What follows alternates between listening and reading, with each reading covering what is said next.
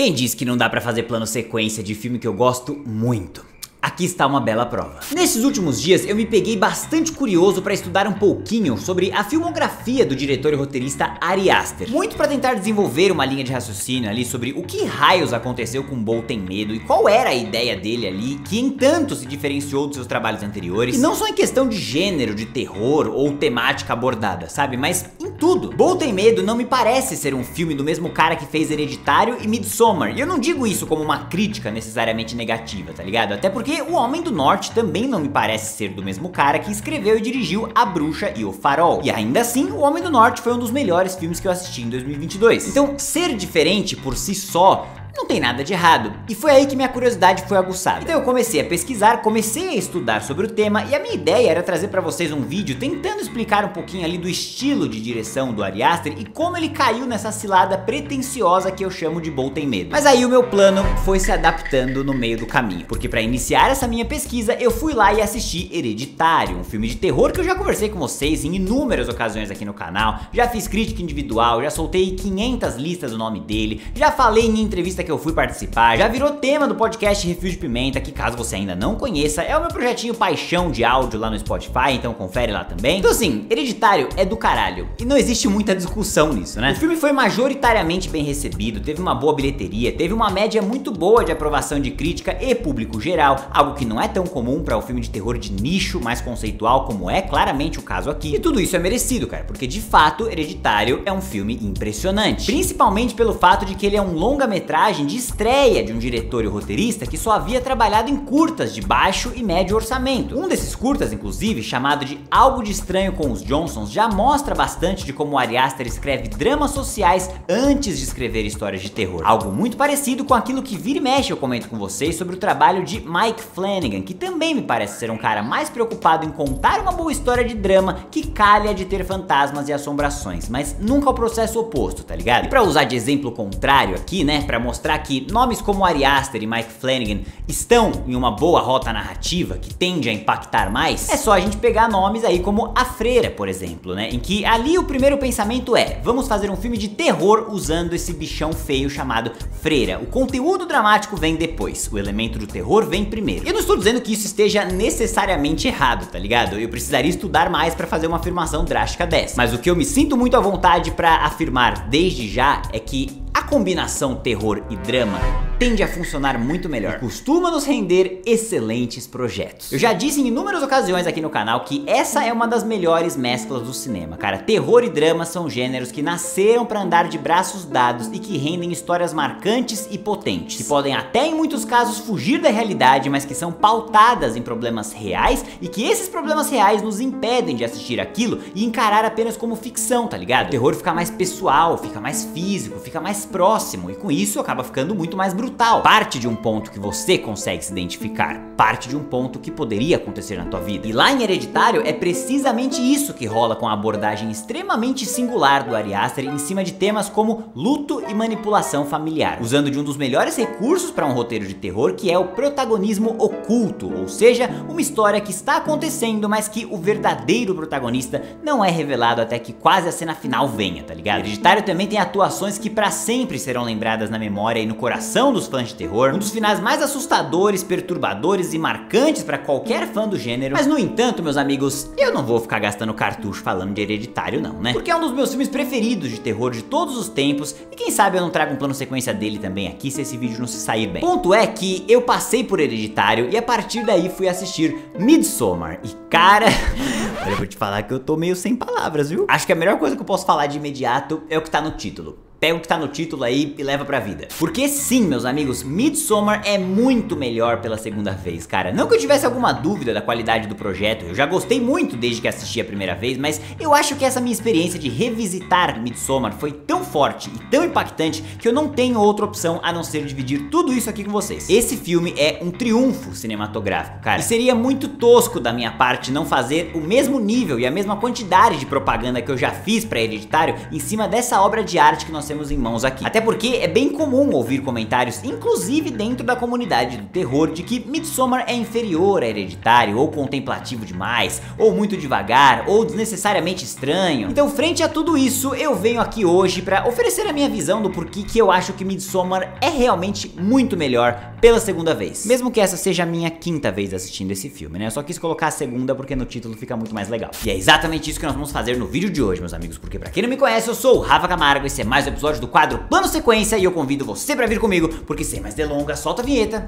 e vamos nessa! Muito bem, meus queridos e minhas queridas, antes de começar já quero te agradecer por ter clicado aqui na minha carinha mais uma vez. Segundo plano sequência do ano, terceiro na verdade, se a gente contar aquele plano sequência surpresa que eu trouxe de Echo, né? Vocês sabem que esse aqui é o quadro mais trabalhoso do canal, sem dúvida alguma, mas é um dos que eu mais me divirto fazendo. Agora tem um outro recente que chegou aí que eu tô me divertindo bastante, pra falar bem a verdade pra vocês. As lives especiais de domingo, trazendo as notícias da semana, todo domingo, 8 horas da noite, com convidados, e você pode participar aí no chat. Então vem com a gente que nesse próximo aí teremos convidados muito especiais e notícias malucas aí do mundo do cinema. E pra você não perder nada disso e ainda pra ajudar esse brother aqui, deixa seu like aqui embaixo, se inscreve no canal e ativa o sininho de notificações. Faça essas três coisas que eu tenho certeza de que você vai ser muito feliz e não vai ser levado para um ritual satânico em plena luz do dia. Porque é exatamente isso que acontece aqui. Então vamos mergulhar juntos em Midsommar. O filme começa com uma imagem estática belíssima de um quadro muito bonito, detalhado e colorido que funciona como uma espécie de foreshadowing para todos os eventos que o filme vai retratar. Uma jogada ousada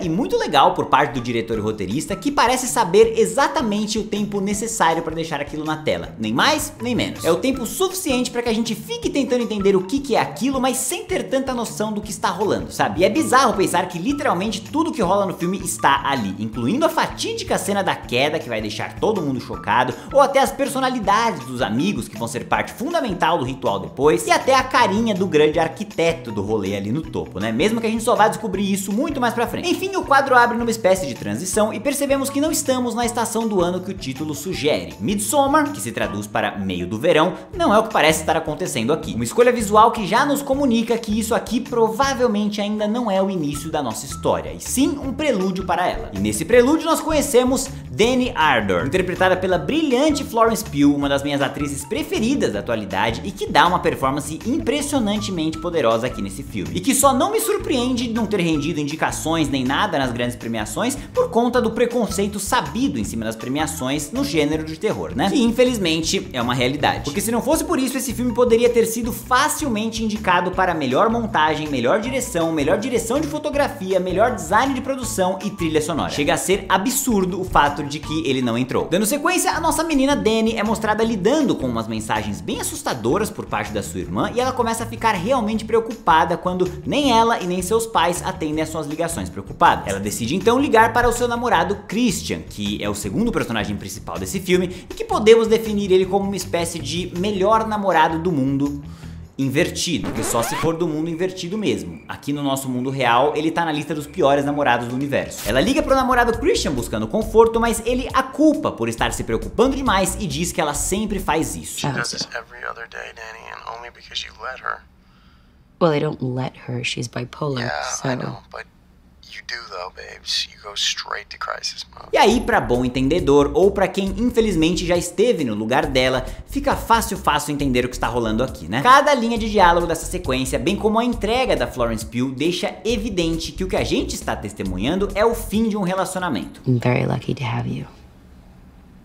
Yeah, well, I love you.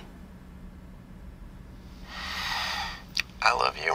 Essa respirada é pra matar qualquer romântico do coração. A Dani, entretanto, reconhece alguns dos sinais e tem medo de estar afastando o Christian por ser muito dependente dele, da sua aprovação, o que não está 100% errado quando a gente é jogado pra perspectiva do Christian, que está em uma lanchonete com seus amigos, dizendo que está querendo terminar com ela há mais de um ano. Um ano, seu bunda mole! Um ano você tá trazendo a vida da menina, cara? Se liga, velho! Fica a minha recomendação pra você que está me assistindo aqui. Se você estiver querendo terminar com a pessoa que você está junto há pelo menos uns 3 meses, termine, cara! Não fique enrolando, termine. Enfim, o seu amigo Mark sugere que ele dê uns pegas na garçonete da lanchonete, enquanto o outro brother, Josh, diz que ele deveria terminar e focar na tese de PhD. E antes que o terceiro amigo, o Pio, possa dar a sua opinião, a Dani liga de novo e deixa todo mundo da mesa puto. Tudo bem, dessa vez eu não posso julgar, né? Mina chata do cacete, né, velho? Não faz nem 5 minutos que ela ligou. Por que tá ligando de novo? Tem que ser algo muito importante, né? Danny. Babe. Puta merda, não vai me dizer que a família dela morreu. É isso? A família dela morreu? Sim, é exatamente isso. A família dela morreu. E a gente descobre isso por meio de uma cena muito potente que os bombeiros encontram o corpo dos seus pais que foram envenenados pela própria filha, a irmã da Dani, que também foi de arrasta pra cima. Ou de arrasta pra baixo, no caso dela, né? Se eles forem cristãos. Aí ela não foi de arrasta pra cima não, foi pra baixo mesmo. Ponto é que frente a essa tragédia, o Christian entende que talvez não seja o melhor momento pra terminar o namoro com a Dani. E por meio da movimentação de câmera pra janela nevando, já conseguimos entender que esses dois estão fadados a passar o final do inverno juntos. E tudo isso sem nenhuma palavra dita e sem nenhum texto na tela, apenas pela movimentação da câmera e pelo excelente trabalho de montagem. E rapidamente nos mostra o solzão no dia seguinte, com o início da nossa história de verão, nos levando para a Dani, que ainda não está muito bem recuperada do trauma imenso que ela passou e que parece estar levando a vida bastante no piloto automático. Não colabora também o fato de que o namorado dela continua sendo aquele bosta, e um bosta que acabou esquecendo de contar pra ela que ele marcou uma viagem para a Suécia para visitar a vila do amigo Pio, e ela acaba descobrindo por uma fala do outro amigo, o Mark, que acaba gerando uma conversa bem desagradável entre os dois. E aqui a gente tem mais um diálogo extremamente bem escrito e magistralmente bem entregue pela dupla principal, que reflete com perfeição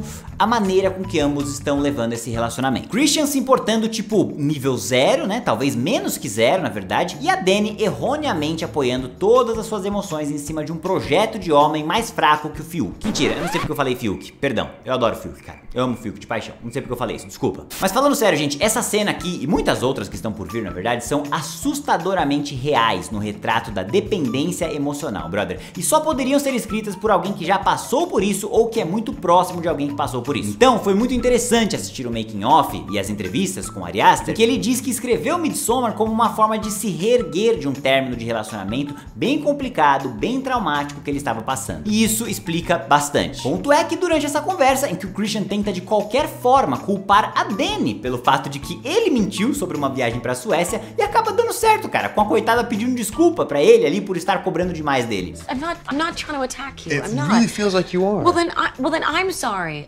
I just got confused. Isso é um absurdo, cara, mas infelizmente muito real. Esse cara é um bandido, mas tem muitos bandidos como ele soltos por aí. E aí, numa tentativa desesperada de evitar um conflito maior, o Christian acaba convidando ela pra eles irem todos juntos. E o que ele diz pros seus amigos é que ele tá tranquilão, porque ele só fez o convite pra evitar uma discussão maior, porque ele sabe que no fundo a Dani não vai aparecer porque ela ainda tá muito mal pela morte da sua família. Jesus amado, que ser humaninho desprezível. Mas adivinha só? Ele estava errado, porque a Dani aparece sim, deixando um clima tenso entre os brothers, principalmente o Mark, que imediatamente chama o Christian pra conversar. E quem recebe a moça com o maior sorriso do mundo é o Pio, que diz pra ela que eles vão visitar a sua comunidade pra um festival que acontece de 90 em 90 anos e que dura 9 dias. Ele também se mostra bastante preocupado em mostrar que terão outras mulheres lá, pra ela não sentir que está invadindo um rolê de homens nem nada, e ele também é o único que aparentemente se preocupou em dar os seus sentimentos para a Dani. Mas a reação dela diz muito sobre como ela ainda não conseguiu processar o seu luto e como isso é importante pra essa história. Ela agradece, mas diz que não quer falar sobre isso, corre pro banheiro e ao abrir a porta, estamos no banheiro do avião, nessa brilhante transição de passagem de tempo, mostrando que o tempo pode até ter passado, mas que emocionalmente ela ainda está na mesma. Sério, quantas vezes você vê uma transição tão bem pensada em um filme? Agora, quantas vezes você vê uma transição tão bem pensada em um filme de terror?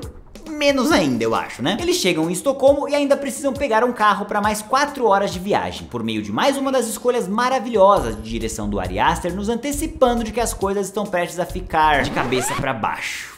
Talvez essa especificamente tenha sido um pouquinho óbvia demais. Mas ainda assim é bonita pra cacete, né? Então, quem se importa? O Ari Aster sempre deixa muito claro nas suas entrevistas que o foco do seu trabalho de direção está na composição de cenas e movimentação de câmera. Enquanto o seu braço direito e diretor de fotografia, Pavel Pogorelski, que também trabalhou com ele em Hereditário, é o cara que fica mais responsável pela iluminação e estética. E olha, analisando o resultado desses dois projetos, dá pra dizer que esses dois aí são tipo uma dupla perfeita, né? Uma pena que em Envolto em Medo essa mesma dupla parece não ter conseguido replicar essa união tão brilhante entre tom, texto e visual que é atingida em Hereditário e Midsommar. Porque pra mim é muito interessante pensar que os dois filmes tratam de temas extremamente semelhantes, como luto e manipulação, por meio de óticas completamente opostas. Hereditário é um filme mais sombrio e isso se aplica não só ao texto ou ao tom, mas ao visual também. O susto sempre vem da escuridão e do desconhecido, e cada cantinho de frame pode ter uma surpresa nem sempre tão agradável. Midsommar, entretanto, se passa durante o dia e o terror não vem exatamente do desconhecido, mas sim da atmosfera conspiratória, psicodélica e de uma linha muito tênue entre o que é de fato costume e cultura, tradição diferente e onde essa mesma linha passa a ser só bizarra e perigosa. E analisar as semelhanças e diferenças entre os dois projetos é algo fascinante e eu recomendo a assistida em sequência dos dois filmes. Enfim, eles chegam na comunidade onde são bem recebidos e percebem que existem outros convidados ali com eles. Convidados estes que trouxeram cogumelinhos para a festa. E não são os cogumelinhos do Mario não. Aí rola mais uma conversa bastante desagradável entre Dani e Christian sobre entrar na festa com os cogumelinhos ali ou não, mas ela obviamente acaba cedendo para não parecer a chatona e por mais uma vez percebemos o total descaso daquele cara com ela e com a atual situação dela. Porque eu não sei vocês, mas eu jamais deixaria uma pessoa que eu amo, naquele estado emocional de luto, consumir uma porra de um cogumelo sem um hospital por perto. Sem chance. Porém, surpreendentemente a brisa dela parece estar indo numa boa, mais focada ali nas experiências sensoriais com a natureza e tava indo tudo muito bem até que o animal do Mark fode tudo. You guys are like my family. E ao usar a palavrinha família, você já pode imaginar pra onde isso vai, né? A Dani entra numa bad vibes hard, começa a procurar um lugar pra se esconder, entra numa casinha e acaba vendo a sua irmã morta atrás dela. E quando olha de novo pro espelho, percebe que o seu rosto não tá tão bonito quanto antes, né? E assustadíssima, ela corre pra uma floresta, deita no chão e dorme por 6 horas. Até ser encontrada, não pelo Christian, mas pelo Josh e pelo Mark, que falam pra ela o tanto que ela dormiu, né? E dizem que eles precisam seguir na caminhada porque eles já estão muito perto do local das festividades. E após uma caminhada com uma flautinha rolando ali no fundo, a gente chega finalmente na vila e percebemos que a musiquinha tá vindo dessa galera aí que tá tocando pra nós. Eles são recebidos por um senhor que fala pra eles seguirem as crianças e as flores até um pequeno palco, onde a líder da comunidade recebe os recém-chegados e explica que esse é um festival de 9 dias que ocorre a cada 90 anos pra celebrar os dias mais longos do ano. Mas ela também diz a eles que as festividades só vão começar no dia seguinte, então que por hoje, por hora, eles podem ir conhecendo o ambiente, se habituando com o local ali. É exatamente isso que eu quero fazer aqui com vocês, te apresentar essa maravilhosa vila, que vai ser o nosso cenário para o resto do filme, e que foi construída num longo campo aberto na Hungria, um local em que o Ari Aster foi pessoalmente visitar, literalmente no dia seguinte do lançamento de Hereditário. I didn't even really have an opportunity to experience the release of Hereditary, which was my first film. Que workaholic maldito, olha só. Alguém tem que mandar Ruptura pro Ari Aster assistir, viu? A equipe construiu 10 grandes estruturas para dar vida para essa comunidade, todas com acabamento muito bonito por fora para as tomadas externas, mas por dentro também, como o maravilhoso dormitório com as pinturas e runas criadas a partir de esboços de desenhos reais, segundo o responsável pelo design de produção, que além de ser húngaro, passou semanas imerso na mitologia, nos folclores locais para criar o set mais fidedigno possível. E assistindo o making of e algumas entrevistas da Florence Pugh, ela fala que ter um set físico desse jeito permite interações e improvisos que aproximam o ator do personagem e do texto que está escrito na página do roteiro. It is a bit of a dream being able to live and work and play and act in this space. Mas eu não sou ator, não posso confirmar o que ela está dizendo. O que eu posso dizer é que parece verdade e que, pelo ponto de vista do espectador, meu amigo, isso aqui ajuda e muito na nossa imersão. Também ajuda e muito na nossa imersão o trabalho de figurino de Midsommar, absurdamente injustiçado e esnobado pelas premiações do período. A responsável pelo figurino, Andrea Flett, pesquisou trajes da comunidade sueca e fez os mais de 500 trajes usados aqui no filme à mão, brother. Cada um deles, rapaz. E você aí reclamando no teu trabalho que você tem que mandar e-mail depois do horário, né? As roupas aqui em Midsommar foram feitas com linho antigo para formar a base e depois cada uma delas é pintada individualmente com desenhos diferentes para dar personalidade a todos ali da comunidade e com runas da mitologia nórdica bordadas em cada uma das vestes para atingir diferentes objetivos de storytelling visual ali, né? Então, por exemplo, a senhorinha, que a gente vai ver mais pra frente na fatídica cena da montanha, está usando uma espécie de T, que significa sacrifício individual em prol do bem maior social. E a gente vai ver essa mesma runa que a senhorinha tá usando mais pra frente no filme, em uma veste que entregam pro não coitado do Christian, que também vai passar por uma espécie de sacrifício em prol do bem maior, né? Já as runas bordadas na roupa da Dani representam descoberta e autoconhecimento depois de um grande sofrimento. E por fim, as runas combinadas que nós vemos dentro do templo no final do filme são uma espécie de combinação ali entre fertilidade e generosidade. E são coisas como essas, detalhes como esses e profissionais desse tipo que me fazem ficar genuinamente impressionados e apaixonados pelo cinema dia após dia. Porque eu garanto pra vocês, meus amigos, esse nível de carinho e dedicação aumenta muito na experiência do espectador, cara. Talvez a gente não pegue todos os detalhes numa primeira assistida, talvez você mesmo não tenha pego todos esses detalhes, mas eu garanto que a imersão dentro daquele mundo acontece de forma muito mais fácil. Muito bem, a galera é recebida com limonadas e danças locais e o Christian percebe que recebeu uma olhadinha bandida ali e logo parte pra dançar junto da talarica. E assim que ele se levanta, o Peele entrega um desenho de presente de aniversário pra Danny. Porque sim, acredite se quiser, é aniversário da moça e o Christian esqueceu. Não só se esqueceu, mas foi dançar com a outra mina ali na frente da Danny. Olha, tá aí um exemplo de homem red pill, viu? Eu tenho certeza que esse aí escuta o Redcast. A Danny ainda tenta passar um pano pra ele, justificando o injustificável. I forgot to remind him and it's not his fault. E caso ainda não esteja claro que para o Christian esse relacionamento está morto e enterrado muitos metros abaixo da terra, esse próximo diálogo com certeza vai esclarecer ainda mais. So, how long have you two been together? Oh, geez. Just over 3.5 years? 4 years. No. Really? Yeah. 4 years in 2 weeks. Mais um exemplo de diálogo ridiculamente bem escrito e com muita sutileza, que mostra que esses 6 meses de diferença aí não tá aí à toa não, meus amigos. É exatamente o período em que a família da Danny morreu e quando o Christian teria terminado esse relacionamento dentro de si. Ou seja, de 6 meses pra cá, ele nem tá mais contando. Pra ele já acabou há 6 meses. E agora me fala se esse roteiro é ou não é muito bem escrito, brother. O grupo então é levado pra conhecer mais da cultura local, com uma tábua do alfabeto rúnico, um templo de orações ao fundo e dentro do dormitório o Peele explica que a comunidade encara a vida em ciclos de 18 anos. Então você é uma criança até os 18 anos, um jovem adulto até os 36, um trabalhador até os 54 e um mentor até os 72. E ponto. Tá bom, mas e depois dos 72? Felizmente a Danny também ficou com essa mesma dúvida que eu fiquei e faz a mesma pergunta pro Peele, que responde o seguinte: What happens at 72? Bela piada, Peele, bela piada. É uma piada, né? Olha, apesar que tem uns 2, 3 velhos aqui no meu prédio que já estão enchendo tanto meu saco que eu não ia me importar muito não. Eu duvido que eles assistam ao meu canal, mas ainda assim eu vou deixar o recado. Seu Euclides, eu não vou parar de parar o meu carro de frente só porque você acha feio ele de costas. Vai tomar no seu... Enquanto a Danny está olhando o mural com as rainhas de cada festival, o Peele aproveita para dar um toque de brother ali, de que o amigo dele vacilou e esqueceu o aniversário da mulher. Que resulta em uma tentativa ridícula do Christian de tentar remediar o dano com uma merda de um bolinho e uma vela que nem acende. Representando mais uma vez por meio de uma rima visual que a chama do relacionamento deles já se apagou há tempos e que provavelmente não vai mais se acender, né? No dia seguinte todos se reúnem para uma refeição, mas estão aguardando os convidados de honra, 2 idosos que saem de dentro do templo, que se sentam à mesa e iniciam um ritual de respiração coordenada inversa. Curiosamente, muito similar com algo que a Danny acabou de fazer, né?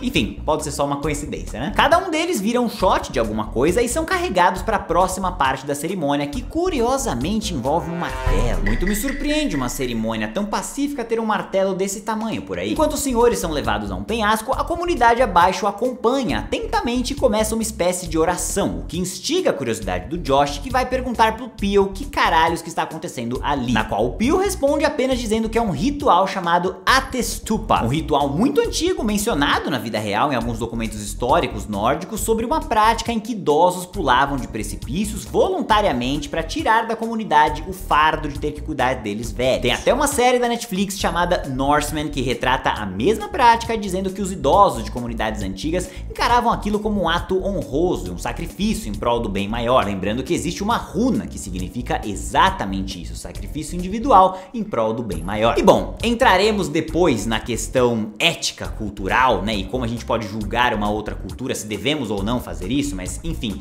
o que não dá pra negar é que é bastante bizarro o fato deles estarem fazendo isso sem ninguém avisar os visitantes do que está prestes a acontecer, né? Porque aí não tem nada a ver com a discussão ética, aí é só escroto pra caralho não avisar uma pessoa do que ela tá prestes a acompanhar, né? Porque sim, meus amigos, os 2 velhinhos pulam e a cena não é fraca, não. Na verdade, a senhora pula primeiro em uma cena que arranca a trilha sonora de maneira bruta e que no momento do impacto opta em virar a câmera câmera pra Danny, reagindo em completo estado de choque, em uma sequência muito crua, muito impactante e abrupta, que por mais que seja construída e que tenha uma antecipação sendo criada, ou seja, você sabe que algo está prestes a acontecer, ainda assim, quando acontece, não muda em nada, cara, porque é muito chocante, é muito visual e é muito impactante. Tanto que a Danny trava e nem consegue mais respirar direito. E antes que você, espectador, possa respirar também, o senhor que tá lá em cima prepara para pular e, tal qual um jumento, um verdadeiro imbecil, ele pula de pé, achando que tinha mar lá embaixo, eu acho, né? E obviamente, caindo em pé, em cima da terra, de pedra, ele se fode inteiro. E aí a gente recebe o payoff para aquele enquadramento do martelão, estilo Dark Souls ali no meio do rolê, né? Com um sacerdote indo até o velhinho, finalizando o serviço em mais uma cena extremamente gráfica e extremamente brutal, deixando qualquer fã de terror e de efeitos práticos como eu muito feliz. Mas além disso, meus amigos, existe um outro detalhe exatamente aqui nesse trecho que eu amo demais, cara, que é a maneira como a comunidade normaliza aquela situação usando a carta cultural, sabe? E a forma com que o filme convida você a refletir sobre esse tema. Porque depois que os convidados ficam justificavelmente chocados, né, a líder da comunidade tenta tranquilizar eles, dizendo que aquilo ali é um gesto bonito, e que ao invés de ficar velho, com dor, com medo, com vergonha de si próprio, os velhinhos voluntariamente entregam a própria vida pelo bem maior da comunidade. E é claro que parece bizarro para a nossa mentalidade, para a nossa forma de enxergar a vida, tá ligado? Da mesma forma que devem existir rituais dentro de religiões ocidentais aqui que podem soar igualmente bizarros se você transportar para outra cultura, sabe? Então, apesar de eu, particularmente, continuar achando muito bizarro o fato de que isso é feito em público e tratado como uma festa, ainda assim existe uma reflexão aqui sobre costumes e culturas e como diferentes povos enxergam a morte. Além, é claro, de ser uma excelente maneira do roteiro pra dar aquela acalmada nos personagens, né? E pra justificar o fato de que eles não saem correndo de lá pra casa naquele exato momento. Existe uma boa justificativa pra isso. Existe uma conversa que dá base pra isso. E ainda existe uma terceira camada nesse diálogo, cara. Olha que coisa impressionante, velho, que é a interpretação daquela fala pra Danny sobre como ela está processando a morte da sua família. Porque até então a Danny internalizou a sua dor, ela invalidou o seu luto e evitou lidar com seus sentimentos. E agora ela encontra uma comunidade inteira de pessoas que não temem a morte e que abraçam aquilo como algo natural e bonito. Olha, brother, se isso não é escrita de primeira linha, eu não sei o que é. No resto do dia, os visitantes vão lidando com o que eles acabaram de testemunhar de maneira muito diferente, cada um deles, e o Pio, vendo que a Danny está reagindo até melhor do que o esperado, dá pra dizer, diz pra ela que ele também perdeu seus pais em um incêndio e que ele entende a dor que ela passou. Um incêndio? Muito me surpreende, Pio. Será que o seu pai estava vestido de urso, por acaso? No mesmo dia, à noite, a Danny tem um pesadelo que envolve o Christian e os seus amigos indo embora e deixando ela lá na comunidade, sendo obrigada a reviver os eventos da morte da sua família e da cerimônia eternamente, mostrando, é claro, que na cabeça dela, ou pelo menos no inconsciente dela, esses dois eventos, a morte dos pais e a cerimônia que ela acabou de ver, acabam se morfando dentro de uma coisa só, já dando indícios, pequenos ainda, mas indícios de que ela já começou a lidar com o luto de uma maneira um pouquinho diferente do que ela estava fazendo até então. Porém, como estamos em uma comunidade de talaricos, uma das talaricas que já estava de olho no Christian desde a chegada dele na comunidade, decide colocar uma pedra rúnica embaixo da sua cama, simbolizando um feitiço de amor e fertilidade. Algo que a gente já viu em uma espécie de foreshadowing dentro de uma das pinturas na apresentação do local para essa galera. Aí no dia seguinte, o Josh e o Christian, que lembrando, estão aí nessa comunidade primariamente por conta de uma tese de PhD em antropologia, começam a demonstrar um interesse extremo em ver um tal livro sagrado, mas o Pio diz que eles não podem entrar no templo que o livro tá. E enquanto isso, o Mark, o amigo mais bobalhão, começa a fazer coisas de um amigo bobalhão e acha que é uma boa ideia dar uma mijada numa árvore que ele viu por ali, mas ele é fortemente repreendido pela galera cheia de raiva do local, dizendo que aquela árvore é onde eles jogam as cinzas dos ancestrais. Inclusive, um detalhe muito legal dessa cena é que ela é feita em plano sequência, e que no começo da cena a gente vê a galera jogando as cinzas dos dois velhinhos, aí somos levados ao diálogo entre os três amigos ali, e depois a gente se afasta pra ver o Mark mijando nos defuntos e tomando esporro, defuntos esses que acabaram de ser jogados ali, na mesma cena. Olha essa coreografia de cena, cara, que coisa incrível. Aí você vai me falar que não era pra ser indicado, pelo menos, na melhor direção? Tá bom, então. O Josh consegue conversar com o senhor ali sobre o tal livro misterioso, e o velhinho explica pra ele que o livro contém desenhos de uma criança com transtornos cognitivos, chamada pela comunidade de oráculo, e que a criança usa o livro pra fazer algumas pinturas, e que ele, o velhinho, e a outra parte da cúpula dos velhinhos mentores interpretam tudo que é desenhado, né? Algo um tanto quanto subjetivo, né? E que já deixa deixa muito clara a visão do diretor e roteirista Ari Aster sobre religião, de uma forma geral. Durante o jantar, o grupo percebe o sumiço do outro casal de estrangeiros que estava ali com eles, e o Christian diz que talvez eles tenham ido embora sem avisar, onde a Dani finalmente responde ao namorado idiota pela primeira vez do filme, dizendo que nem todo mundo é idiota igual a ele. E olha, cara, além da satisfação de ver a Dani, finalmente assumindo e enfrentando ele, melhor ainda é a reação do Peel nesse momento, cara, mostrando surpresa e alegria em ver ela finalmente reagindo e se impondo. Muito bem, a comida é servida igual pra todo mundo, menos pro Christian, que recebe um suco de morango, eu acho, enquanto todo mundo tá tomando de abacaxi ali, e curiosamente o dele também vem com um cabelinho ali no meio. Mas bom, antes que ele possa reclamar pros amigos que o suco de pepeca dele tá com gosto estranho, o Mark percebe que está sendo fortemente encarado por um cara desde o momento em que ele mijou na árvore e pede pra ir pro quarto antes, fala que ele não tá se sentindo muito bem. Então ele sai da mesa, acompanhado por uma mocinha, e deseja boa noite pros seus amigos e diz pra eles até amanhã. Uma pena, é claro, que pra você, meu querido Mark, não haverá nenhum amanhã, porque na mesma noite o Josh escapa dos dormitórios e tenta invadir o templo para tirar uma foto daquele tal livro lá que ele tá obcecado, mas antes que ele consiga desbloquear o iPhone, porque tá muito escuro, Xablau, meus amigos, ele toma-lhe uma marretada na cabeça, bastante gráfica também, e a última imagem que ele vê antes de morrer é a cara do seu assassino, que é o Mark, meus amigos. Ou na verdade, não é exatamente o Mark, né? É só alguém usando o rosto do Mark como máscara. Que eu não sei se é melhor ou pior do que se fosse o próprio Mark, né? É bastante perturbador ver isso. Agora, talvez tão perturbador ou mais ainda é saber que isso realmente acontecia na era viking, né? Com soldados escalpando as vítimas inteiras e usando as suas peles como troféus de guerra. E além disso, tem algo que eu não tinha pego em outras assistidas e que só peguei agora, que é na hora que a galera tá chegando na comunidade, sendo apresentada ao local, tem umas crianças brincando ali no fundo, e aí alguém pergunta qual é a brincadeira, do que eles estão brincando, e um local vai lá e responde o seguinte: What are the kids playing?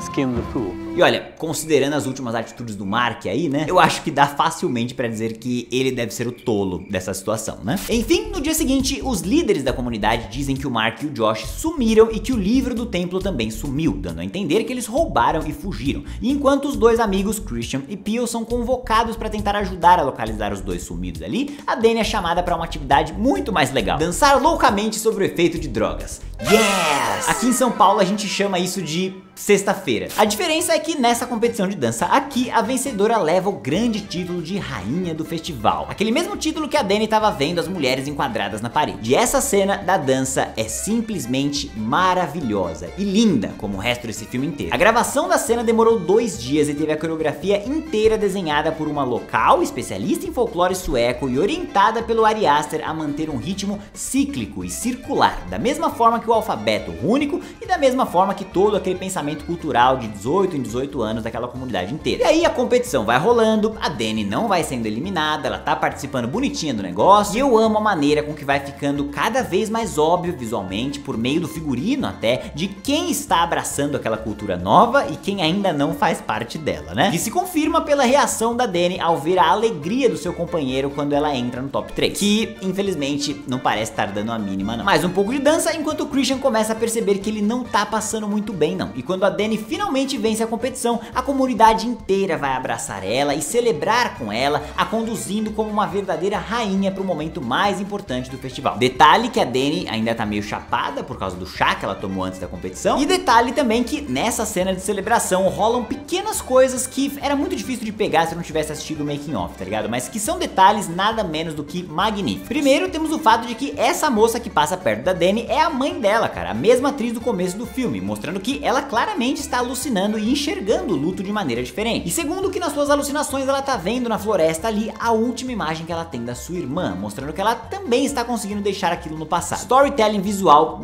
ao seu limite. A Dani, como rainha do festival, é conduzida para um ritual para abençoar o solo e a agricultura, enquanto o Christian é conduzido para uma sala com a líder da comunidade, onde lhe é dito que aquela moça que estava de olho nele está lá no celeiro esperando sexualmente por ele. Completamente chapado das drogas, ele manda um Viagra nasal pra dentro e entra no celeiro, onde ele vê a menina deitada no chão, pronta pra recebê-lo, só que além dela, tem tipo mais umas 15 pessoas peladas no local. E olha, cara, essa é uma cena muito desconfortável de assistir, mano, e é tão alta que fez a Dani ouvir do lado de fora do celeiro a gritaria que tava rolando lá dentro, e quando ela chega perto pra ver o que tá acontecendo ali, ela explode em lágrimas e corre pro dormitório, onde ela é recebida por outras mulheres da vila que começam a literalmente chorar junto dela, demonstrando que elas elas validam a sua dor e entendem a sua emoção. É bizarro, né?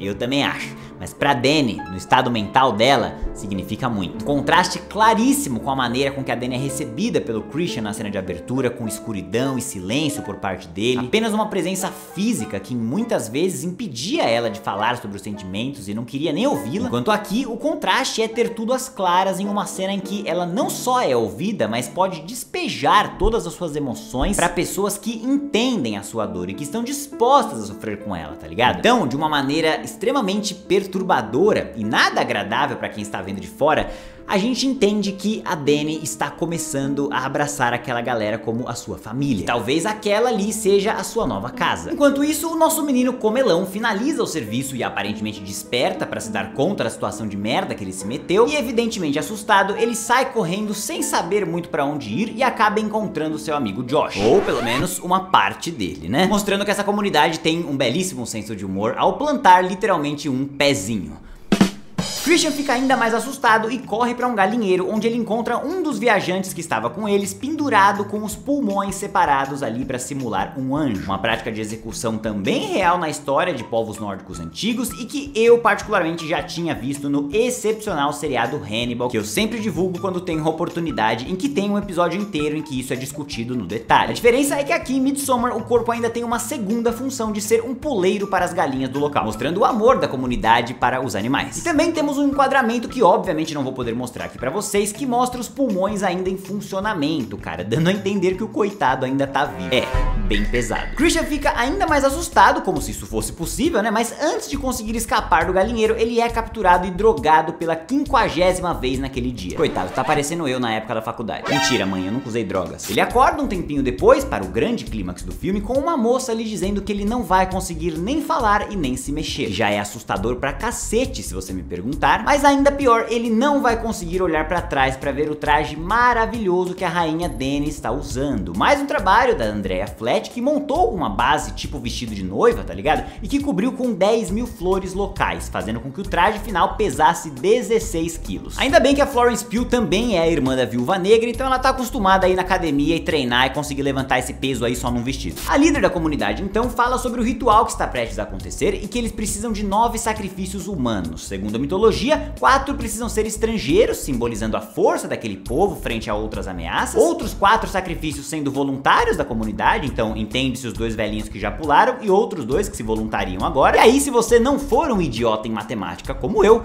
você vai perceber que ainda tá faltando um. Então, o nosso 9º sacrifício é escolhido pela rainha, entre um membro aleatório da comunidade, sorteado por um bingo do capeta ali, ou o seu digníssimo ex-namorado. E frente a toda a situação que já vem sendo manipulada por esse culto, porque acho que a partir de agora a gente já pode falar culto, né? Não precisa mais ficar falando comunidade. Essa porra aqui é um culto. Frente à manipulação inteira e à condução do culto, ela acaba escolhendo Christian, em uma atitude que de maneira alguma merece ser louvada ou aplaudida, mas que dá pra ser compreendida. Porque a temática de tudo aqui nesse filme é o luto, o caos mental em que a Dani se encontra desde que esse filme começou e como ela foi silenciada e impedida de se expressar. E depois, chegando ao culto, manipulada a sentir tudo que eles queriam que ela sentisse. Então, some a isso o fato de que o Christian é tipo literalmente o pior namorado do universo e que ela acabou de ver ele mandando bala numa novinha no celeiro, e ainda o fato de que ela tá drogadaça do chá maluco lá. A decisão da Dani acaba ficando bastante compreensível para aquele momento, né? Só nos resta imaginar se algum dia ela vai conseguir se recuperar dessa decisão que ela tomou. Na sequência, acompanhamos o sacrifício sendo preparado, com o corpo da outra estrangeira sumida sendo levada num carrinho, ao lado do corpo do Mark, propriamente vestido de bobo da corte, como já havia sido indicado no quadro e em diálogos que isso aconteceria. E eles todos encontram o outro estrangeiro e o Josh, que já estão ali bonitinhos, sentadinhos, só esperando por eles. Olha que legal, educados esses dois aí. Por fim, nos falta o 9º sacrifício, Christian, que está sendo colocado dentro da pele de um urso, algo que também já havia sido pincelado em dicas visuais em 2 momentos diferentes do filme, e que segundo o Ari Aster é uma homenagem ao grandiosíssimo Nicolas Cage em Wicker Man, que se veste de urso e dá um socão na galera do culto.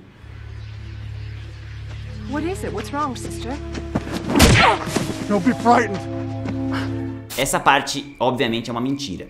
Mas eu queria muito que fosse verdade, cara. Mas infelizmente não é. E o motivo verdadeiro é que o urso representa para as culturas antigas ameaça e morte. Então o Christian sendo escolhido pela rainha para estar ali dentro gera um simbolismo de maldade, tanto da natureza quanto da parte humana, que está sendo extinguida junto aqui. Então assim, é legal. O motivo real é legal. Mas vamos todos fingir que é para homenagear o menino Nick, pode ser? O templo é colocado em chamas e os membros do culto começam a gritar do lado de fora, simulando empatia pela dor dos voluntários que estão ali dentro, e com a música lentamente mudando de algo sinistro e perturbador para algo bonito e feliz. Somos então levados uma última vez para Dani no take final do filme, com ela abrindo um sorriso, em uma imagem final muito forte e muito impactante. Simboliza a maneira com que a Dani está agora livre para começar uma nova vida, longe das amarras do seu passado e dentro de uma comunidade em que ela pode finalmente ser vista e ouvida. Um verdadeiro final agridoce, e que o filme sabe do contraste que tem em mãos e brinca ainda com isso, deixando a imagem do sorriso e uma música de celebração ir tomando conta da sua mente, que provavelmente está sofrendo pelo trágico fim de uma menina que só queria ser ouvida, e que acabou caindo em um culto, e um culto sendo um culto fez o que cultos fazem de melhor, tirando vantagem de pessoas emocionalmente vulneráveis, apresentando uma comunidade que aparentemente vive ali toda feliz, moldados por regras e normas que os mais poderosos supostamente interpretam por meio de algo divino que só eles podem entender e que você precisa apenas acreditar neles, em uma relação nada equilibrada onde apenas você doa tudo que você tem e tudo que você recebe em troca por isso é um sentimento de pertencimento e a crença de que tudo aquilo que está no livro é verdade. Bom, com essa porrada na cara de reflexão, nós chegamos ao fim de Midsommar, meus amigos, um verdadeiro triunfo do cinema de terror. Eu genuinamente acho que a segunda experiência com esse filme é muito melhor do que a primeira, pois talvez algumas pessoas tenham entrado em Midsommar esperando algo bem na linha do estilo de terror de Hereditário, e definitivamente não foi isso que elas encontraram aqui. Midsommar é muito mais psicodélico, muito mais misterioso, muito mais profundo até, eu diria, com a temática do terror não partindo para algo sobrenatural, mas se mantendo apenas na mentalidade e na maldade humana. Uma experiência verdadeiramente indigesta que preenche todos os checkboxes ali que eu tenho quando quero ver um filme de terror, de receber uma boa história, de ter sangue e violência ainda se possível, e é claro, sair com uma reflexão para poder fazer a minha experiência durar mais do que apenas as 2h30 de duração. E Midsommar me entregou tudo isso, mas eu admito pra vocês que me entregou mais na segunda assistida do que na primeira. Porque na primeira eu acho que eu fiquei um pouco incomodado e chocado demais. Eu não saberia dizer aqui se eu prefiro Hereditário ou Midsommar, primeiro porque são filmes muito diferentes e é realmente muito difícil criar uma linha de comparação, mas segundo porque eu vou deixar pra responder isso em um plano sequência de Hereditário, caso esse vídeo aqui chegue a patamares que justifiquem o trabalhão, né? Então faça a sua parte aí e divulgue esse vídeo com o seu culto. E além de divulgar, é claro, também dê a atenção devida a essa belezinha do mundo do terror. E caso você faça parte do grupo que viu uma vez e achou estranho demais, confie nas palavras que eu coloquei no título aqui desse vídeo, porque Midsommar é muito melhor pela segunda vez e pra mim é uma verdadeira obra-prima do cinema de terror. Primeira obra-prima de 2024, inclusive. Mesmo que não seja exatamente 2024, né? E agora, é claro, eu quero saber de vocês, meus amigos. Já assistiram Midsommar? Como você encara esse filme? Qual a sua interpretação do final? Comenta tudo isso aqui embaixo pra eu saber. Se curtiu esse vídeo, não esqueça de deixar o like aqui embaixo, se inscrever no canal e ativar o sininho pra ficar por dentro das próximas novidades. Muito obrigado pela audiência de todos e até a próxima.